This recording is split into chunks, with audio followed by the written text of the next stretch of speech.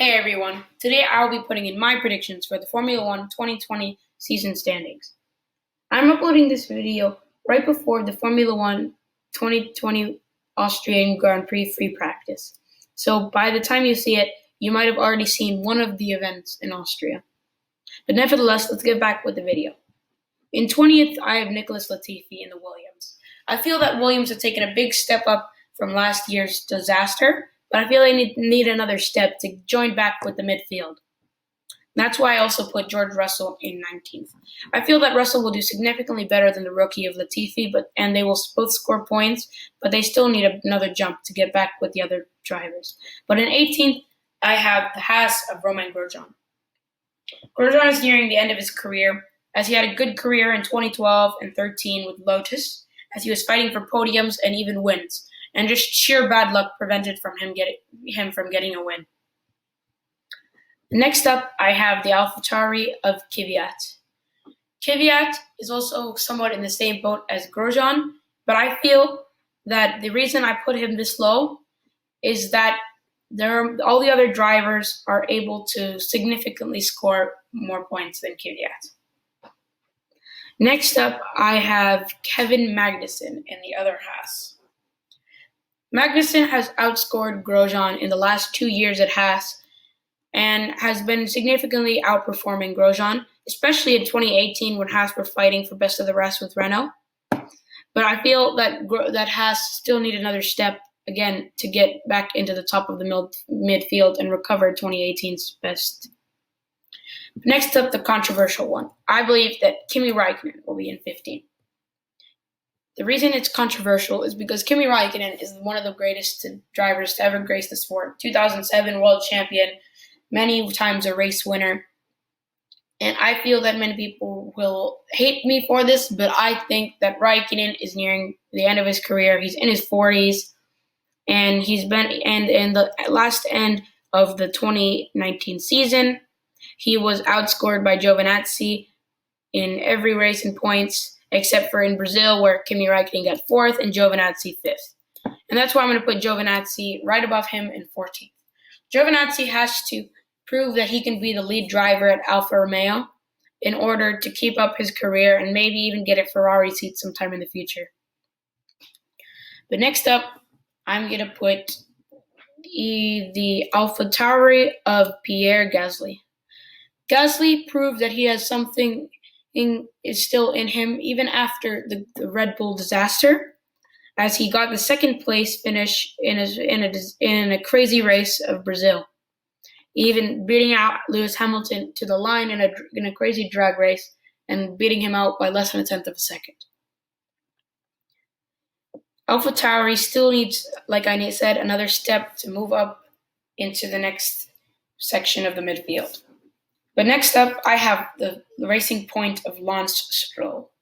I believe that Stroll's Racing Point, or Pink Mercedes as most people are calling it, will have an insane car this year and will be picking up regular high finishes and even some podiums.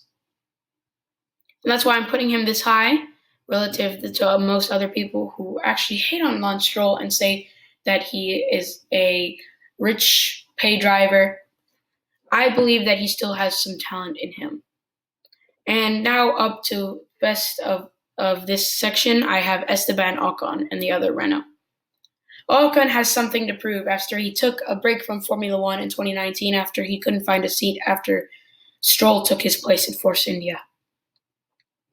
Ocon is joining a good team at Renault, which had lost their momentum in 2019 after getting a really good 4th in 2018.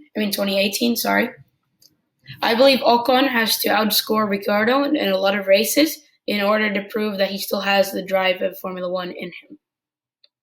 And that's the first half of my standings. Now it's time to get on to the top 10. Now I'm back with the top 10 drivers. It's time to get on with it.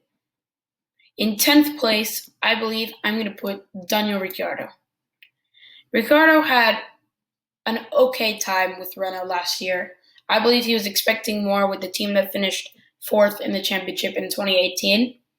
But Ricciardo's best finish last year was 4th, and Hülkenberg on the other Renault was 5th. Renault had a couple good finishes in Canada and Italy, but I believe that they really have to step it up this year if they want to prove to other drivers that Ricciardo made a mistake in 2021 moving to McLaren. And in 9th place, I'm going to put Lando Norris. Lando Norris had an excellent rookie season last year at McLaren, with almost finishing 5th in Belgium, but having to retire on the last lap of the race.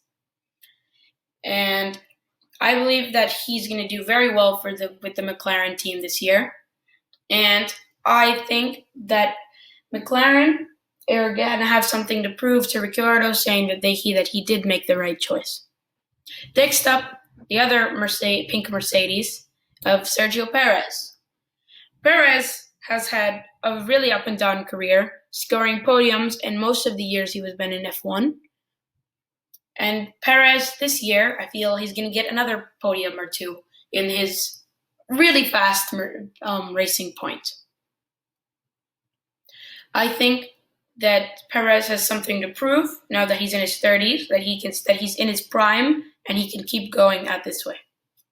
And finally, I believe best of the rest, again, Carlos Sainz.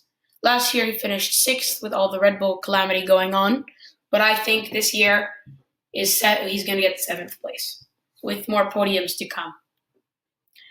Sainz is an excellent driver, and he's going to be moving to Ferrari at the end of this year. And I believe that he is going to be challenging even the top 6, maybe Albon and Vettel. He's going to be challenging them for points, and he will be getting regular top high points finishes. Now on to the big 3 teams. I have Alex Albon. I believe Albon is really going to step it up this year, get podiums, points, and maybe even a win here and there in the really fast Red Bull, which is now, I believe, faster than the Ferraris. But I believe that this year he's gonna almost outscore Vettel. It's gonna be pretty close, and that's why I'm gonna put Vettel at 5th place. Vettel's really dropping off after the 4 championships he got off in 2010, 11, 12, and 13. In 2018, he challenged for the title, but lost it in Mexico in the 3rd to last round. And I feel in 2019, the only win he got was in Singapore, and that was because of the undercut on Charles Leclerc, and he should have won in Canada if it weren't for the 5-second penalty, the controversial one given by the stewards for going off the track and forcing Hamilton almost into the wall. And in 4th place now, I have Charles Leclerc. I believe that he's going to keep his finish that he did last year in 4th, and challenge for obviously wins and podiums this year, and give Ferrari a good chance in the championship after a disappointing winter testing. Now into the top 3. I believe Valtteri Bottas is going to be in 3rd place for Mercedes. I think that this is going to be one of his best years, but not as good as the 2019 car, as Mercedes were truly dominant in 2019. But next up, I think I'm going to put Max Verstappen in 2nd place. Even though I'm a Verstappen fan and I'm hopeful, I believe that Max is not going to be able to get his first championship for Red Bull and not become the youngest world champion ever. And then, of course, 1st place will be Lewis Hamilton. I believe that Red Bull are going to really challenge for the title this year, but it's not going to be as good of a challenge as they would think, as Mercedes are really strong and they've probably sorted out all of their reliability issues over the break, the extended break. Hamilton should continue his dominance this year. Well, thanks for watching. Please make sure to like and subscribe for more Formula One content. Also, I'm going to be uploading very soon as a review for the 2020 Austrian Grand Prix, so make sure to go watch that video. Bye.